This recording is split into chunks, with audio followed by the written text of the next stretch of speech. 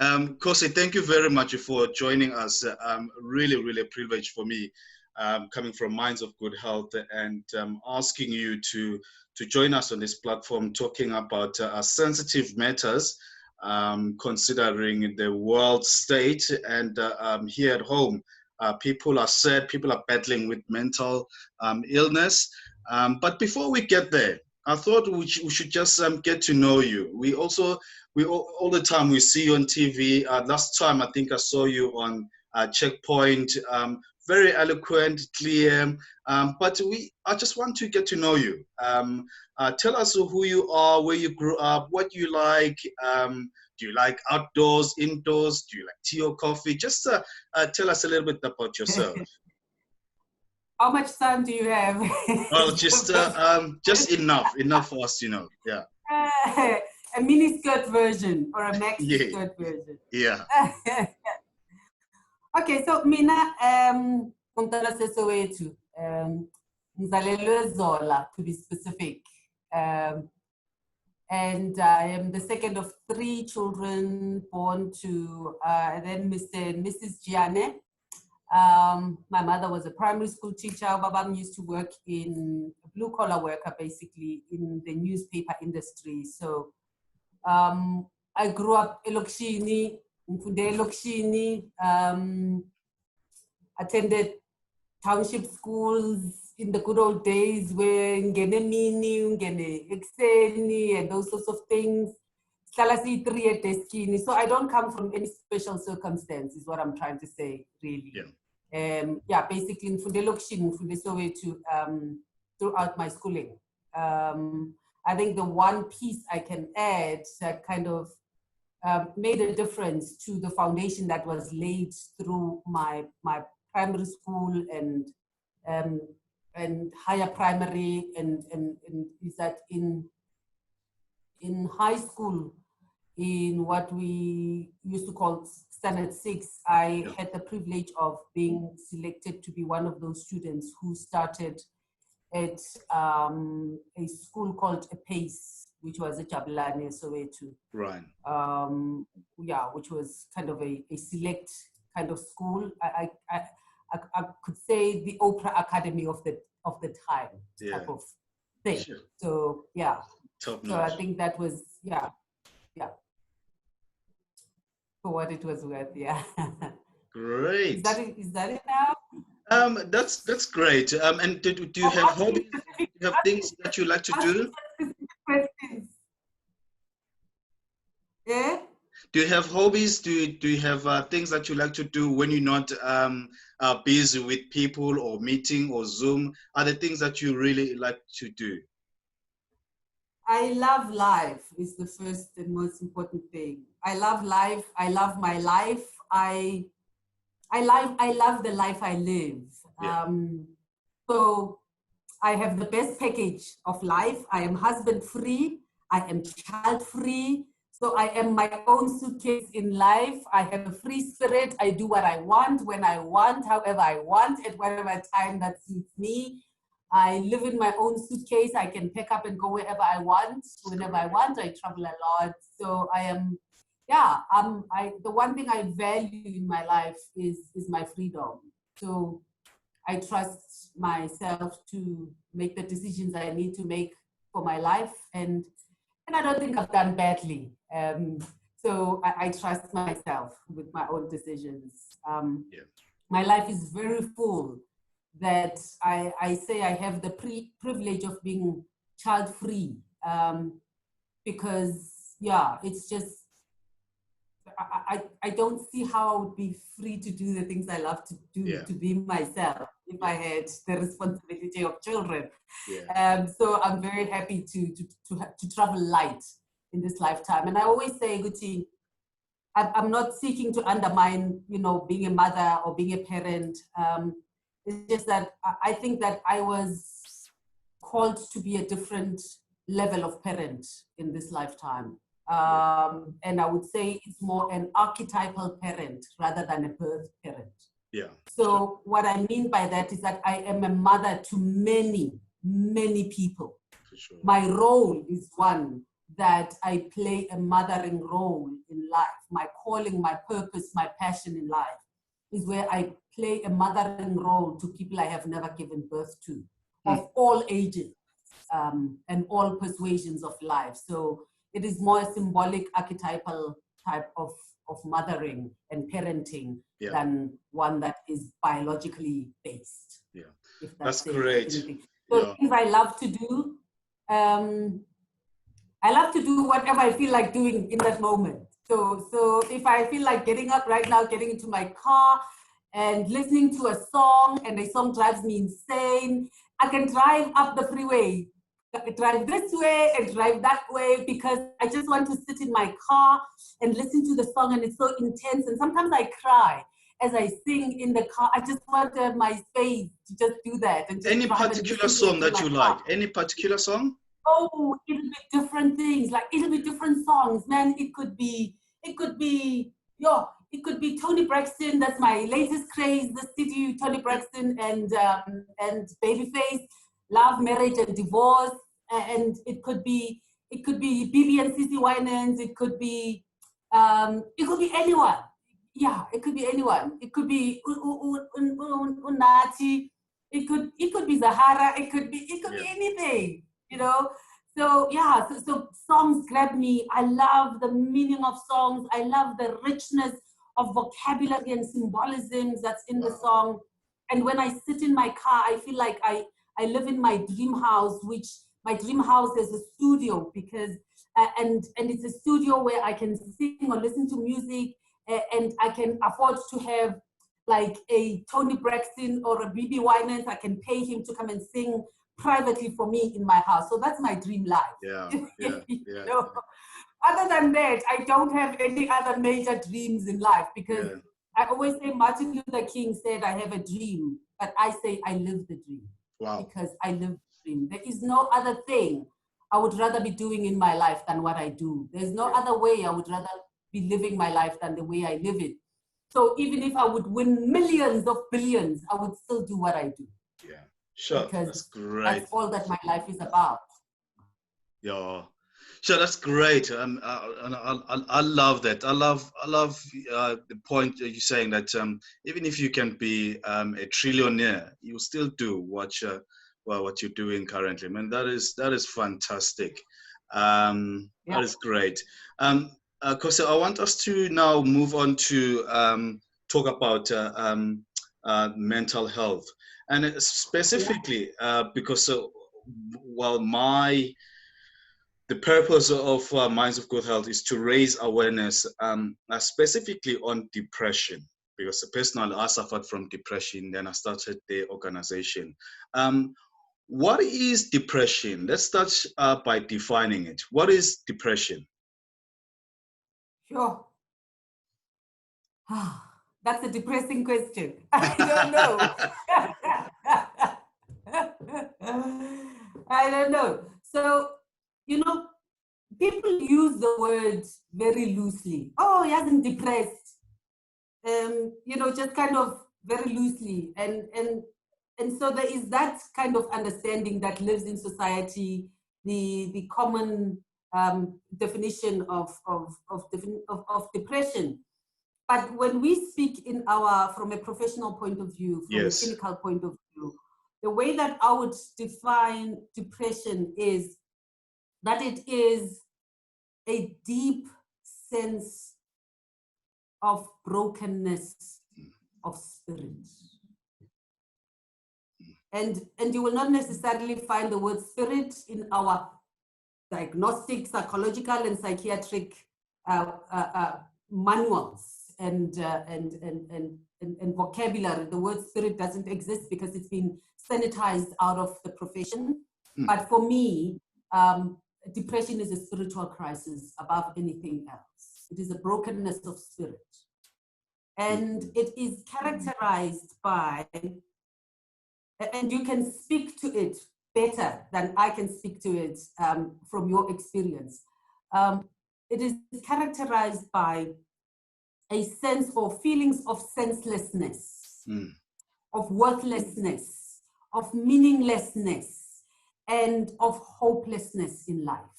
The essence of life has been suppressed and taken out of life. And so there is, what is the point of life? It's kind of like an orange that each youth corner has been squeezed out of it. And all you have is something that looks orange, but it has lost its essence. Right? So you have a person in a body, but there is no sense of life and meaningfulness and vitality of life in that person. The cognitive or mental or attributional schema, in other words, how people tend to then see themselves when they're in that state of depression, is one that is, we say it's internal. In other words, there's a sense of it's me, it's blaming themselves, it's finding fault, it's self-deprecation. In other words, they devalue themselves, see themselves as being useless, self-loathing, self-hate, and self-flagellation, which is not necessarily physical, but it's as though I'm beating myself down the whole time. Useless, you know, like you can't even get out of bed. You can't even do anything for yourself. You know, who are you? What's your point? What's it worth living for? Right? Well, absolutely point on. It affects, so it is internal, it is pervasive. In other words, it affects all facets of life. And there is a sense that it is enduring, a never-ending dark tunnel that you can't see the other side of. I mean, I can relate. I think 90% to what you're saying, and the people that have been speaking to people who are battling with depression. I mean, I remember myself like just being numb, just nothing was exciting. I mean, Cape Town is really beautiful. I mean, you wake up, you see Table Mountain, that should make you excited. And it didn't matter. I would be at the braai, and people are happy, and supposedly I should be happy, but something internally in me would remind me that no, you are depressed. You are not like others. You are you are different. You suck. You are useless. And so immediately then I'll have to leave the braai and go to my bed, because that is sickly. That is my comfort zone. So that darkness is my comfort zone. I don't want to be lonely, but at the same time, I don't want to be with other people. So that's how I felt. And thank you very much for... Because there's no meaning. Right? Because there's no meaning in being with people. We are social beings. When we are with people, there's a sense of connectedness. There's a sense of belonging. There's the sense of mutuality, of purpose. There's a sense of psychological, emotional safety in being with people. When that is gone, what's the point of me being there? So you might as well go back into your dark hole. So true. And you know, one of the leading psychologists, who Viktor Frankl, he spoke about the meaninglessness. Uguti, as human beings, our deepest quest, the thing we long for the most, is meaningfulness of life. And so the one thing that the human mind has no tolerance for is meaninglessness of life. Because I'm asking you this question because what you find most of the time is that when people are facing difficult times, as you say, people use the word depression or depressed loosely. So people are sad. They are sad because they don't have money. It's locked down. And so other people, their emotions will be triggered, or their depression will be triggered by the current status. But we have to understand. Adverse events in life. So we have to understand umehluko lapho. And this leads on to my question, Uguti. in your observation, what is the state of mental health awareness in South Africa? I mean, are we aware that there is depression, there is a bipolar? People should see professionals like yourself to get help, or are we treating mental health as like a Western phenomenon? Are we not recognizing that, no, this is real and we should be looking into this? What is your observation just on a larger scale in South Africa in terms of mental health awareness? You know, that's a very difficult and tricky question, Chris, Yeah. because I will say on the one hand, everybody is aware of mental health or mental ill health or dis-ease. Purely from the point of view, Yogati, all of us have our sense of wellness, well-being. Uyazizwa mawuright, ukahle uyavuka, ushaka, right? You can get on with life, right? But you know when something is amiss, right? You can feel, you may not have the vocabulary that the Western frame gives us, but you know something is wrong. Yeah. Yeah. And people will say, "Ukuthi yazi ngifila ngicindezelekile, umphefumulo wami awukho right, ngiphoxobele," or something like that. You know, so we all are aware of the difference between wellness and illness, dis-ease, ill health, right? Yeah. The difference is that what the Western, and I will call it Western advisedly, but for the purposes of this discussion, let's call it Western. Yeah. What they have done is they work in a very systematic way. A systematic way that documents things, packages things, gives us a frame within which we can understand things. So it makes it possible, Uguti, wherever you are in the world, there's something called the DSM. Yeah. Diagnostic Statistical Manual. Anybody in the world, if you read that, it classifies things in a manner that makes it easily understandable across the board. Sure. It takes away the subjectivities, mina ngibone ngathi or mina ngibone ngathi, and it's just by word of mouth. It documents things, so it gives us a frame of reference, and it becomes, widely available, a universal standard. It becomes classified as a universal standard. Yeah, sure. So that I think the nub of your question, the real nub of your question is around the difference in terms of awareness from an African perspective and a Western perspective. So the majority of us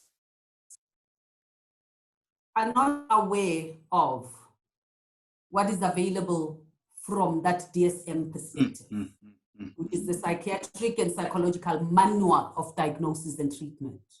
Yes.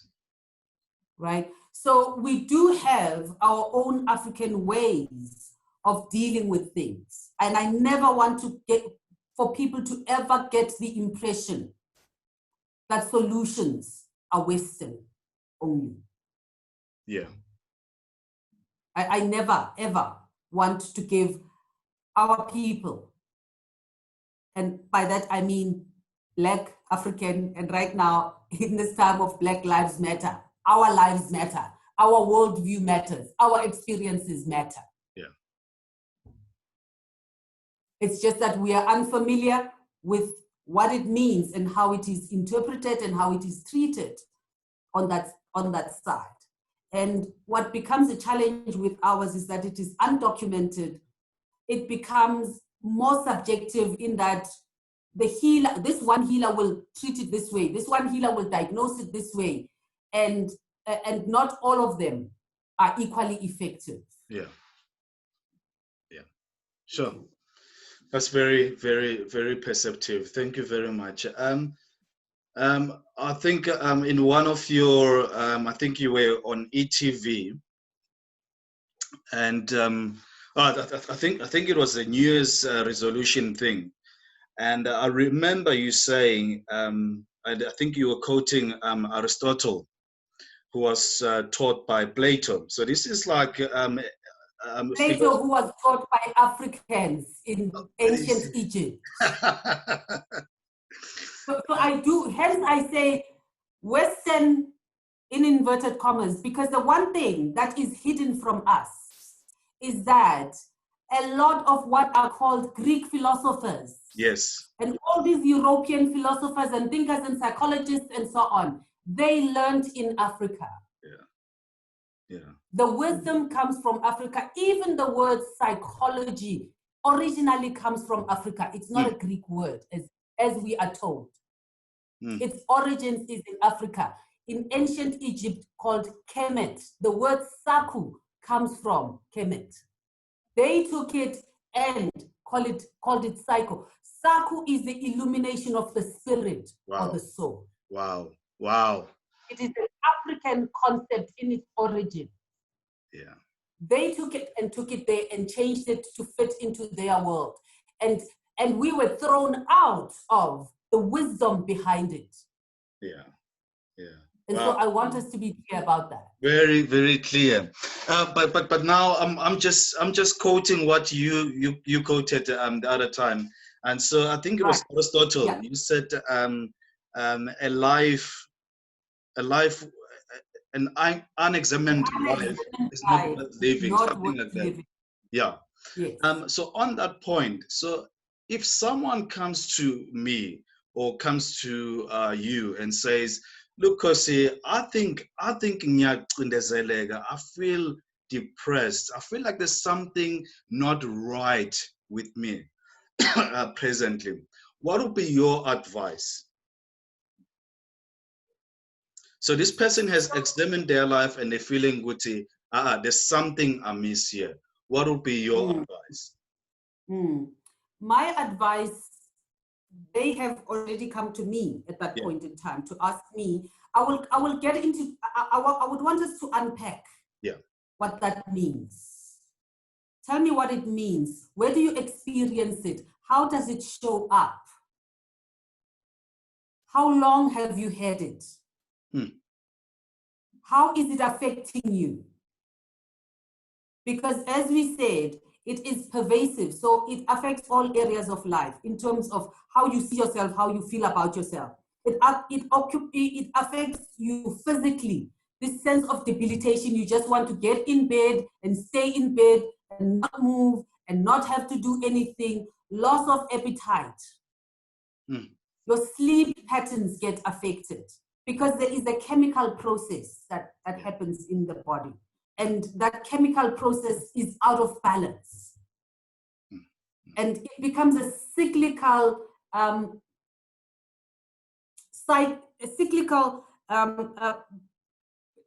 mutual effect on each other, in the sense that the chemical affects the emotional, affects the physical, which then goes back and erodes the chemical. So it becomes a vicious cycle. That's the word I'm trying to get at.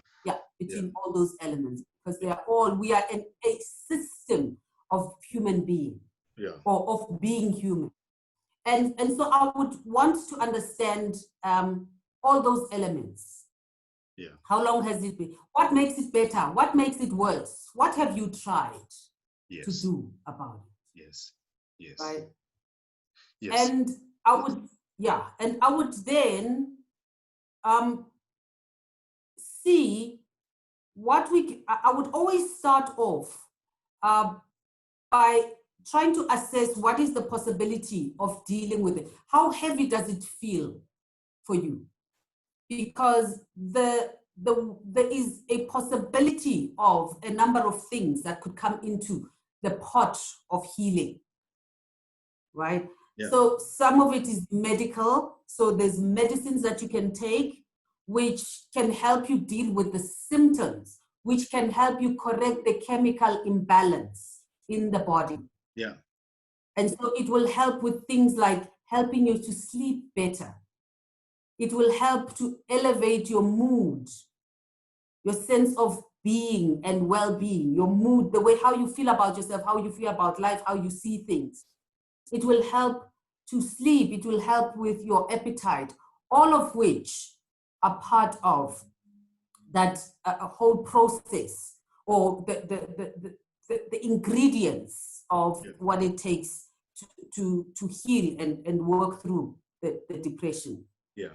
We would then, so this is where psychiatry and psychology meet and work together. Mm. Mm. Because, and maybe for the purpose of people understanding the difference, because many a times people don't understand who is who in the zoo, in the healing zoo, as it were. So psychiatrists belong in the medical science. So to be a psychiatrist, you have to qualify as a medical doctor first. Right. So what they study is the anatomy of the body and the physiology of the body. In other words, ukuthi sakhiwe kanjani, kunemithambo ehamba phi, yenzani, what causes our hands to move, and so on. So it's the anatomy, the structure, and the physiology, how the structure works. Yeah. So they study medicine, they finish that, and then they specialize in psychiatry, which is the medical treatment of psychopathology or psychological disturbance. Sure. So what they do, what psychiatry does, is that it helps relieve symptoms. So if I was ukulala, they will give you the medication that will help you sleep better, because that's a symptom. I'm not eating well. They will give you a medication that will help you to do that, right? Yeah. And the difference with it is, you know, one patient of mine, said to me, medicine does not speak to you. It does not treat the underlying causes. No. No. So in other words, the psychiatry will help you because so kubegile. So kubegile, yeah. Kubegile, ulimele, kubhlungu la. Psychiatry will help you deal with those symptoms. Yeah. Psychology, on the other hand, is a human science. So we study being human in society, in different societies.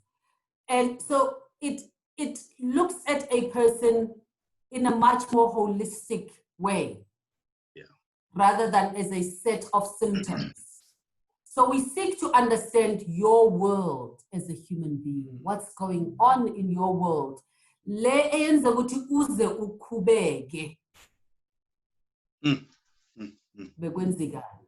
Yeah.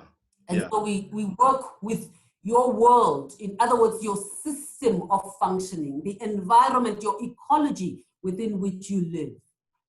Yeah. So it's very important ukuthi umuntu must look at impilo yakhe holistically. Angacabangi nje kuphela ukuthi okay I experienced that trauma, or it's just ukuthi manje kuvaliwe emsebenzini anginayo imali. So you are saying ukuthi, well, coming to ama psychologists, they look at impilo yakho holistically, and then that's where you'll get usizo. Absolutely. Yeah. Absolutely. So sometimes, and the difference is always this, that sometimes you may see a psychologist and your condition may not warrant you seeing a psychiatrist. In other words, taking medication. You can work with the psychologist without taking medication. But whenever you do need to take medication, you will always need to work with a psychologist. Yeah. Because you always need to deal with what is going on in my life. You can't just be popping pills all the time. What is going on with my life that is resulting in the way that I'm experiencing myself, I'm experiencing my life, and I'm feeling this way. So that is very perceptive and educational, I think, for just lay people who don't know anything about the psychology and all that. Because it's just last thing. Any last words of encouragement, just to South Africans? We are facing difficult times, uncharted territories, really. Any just words of encouragement? You are a person full of life, full of spirit. Share with us. Give us some encouragement. And I always say, I've never met Upramdesh in his life. I've never met him, but he's one guy that encouraged me, and there's nothing wrong about being in a township, but for me, I looked at him, I was like, I'm quite similar to that guy. We look alike, and he's speaking the same language. Somehow he just encouraged me. From Alex Mkukwini, Eitratweni, I saw myself one day with it. I'll have a house one day in Cape Town one day. Something will happen. And in all Kubantu about popular celebrities, I would say, Uprandesh really encouraged me. So your words, you talking namhlanje, you don't know who you will encourage. And maybe you might never meet that person, but you will touch that person's life forever indeed, forever. So any words of encouragement, please, just to South Africans. I'm always so intimidated by a statement like that, Chris, because it just feels like so onerous, like and I don't know that my shoulders are big enough to carry it. But let me say this, there is no such thing as the option to give up in life. I don't believe. I am always, it is always important for me, for us to retain a perspective about life. Difficult is not the synonym of impossible. So whenever you're facing difficulties, do not reduce that to impossible. It's hard, yes. We are living in hard times right now. It's even for me. So I am not immune from what is going on. So the one thing that is always important is this is your minefield. This is where the war is won and lost is here. This is your head office. So the game plays out here. And I'm not in any way undermining or trying to trivialize the challenges that people are facing, because someone will say to me, right? So I'm not undermining people's circumstances, but I'm saying at whatever point that you find yourself, the challenge is always to create a path that you can walk back. And it is, hence I say the game is always here. It is won and lost here. To think away from what I don't want and focus more on what I do want. And what I find helpful, particularly in this time, and I do want to say this, and I'll say this publicly to people, I'm not employed. So I don't earn a monthly salary. So I live with that uncertainty in my life. And it is an uncertainty I have chosen. Because for me, I want to do what I want to do with my life. I don't want to be forced to do things I don't want to do because an employment says, these are the things you will have to do. I'm very specific about how I choose to live my life. I'm very deliberate in how I choose to live my life. I decide on the things that matter, the things I am passionate about, because that's where my success lies and my fulfillment. I don't do things for money. I don't work for money. Money works for me. And I say that from a very humble place. because I do the things that I'm passionate about, the universe trusts me that I am here to do what I came here to do. I live my contract with life. That's what I say, Uguti, I'm ready to die anytime because I live the dream. Yeah. I don't have that in my life, Uguti.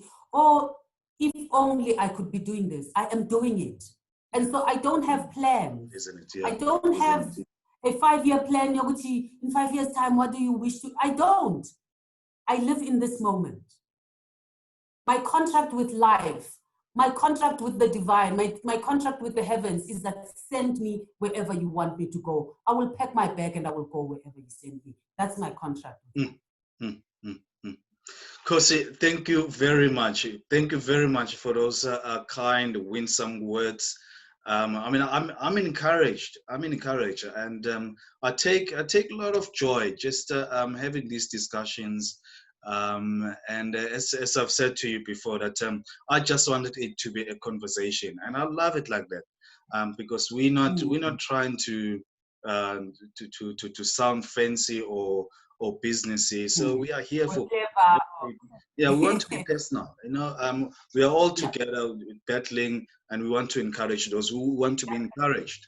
Khosi, thank you very much for your time, and yeah, so this has been really, really encouraging for me, and I'm hoping that it's going to be encouraging for followers of Minds of Good Health and those who will be listening to this.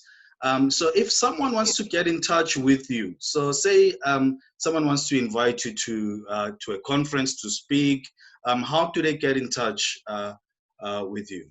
How do they contact? They must ask you the way you got in touch with me. The way you you know the tricks of the trade. Yeah. Okay. Yeah, but Chris, you know, let me say this. I thank you for trusting me with your platform.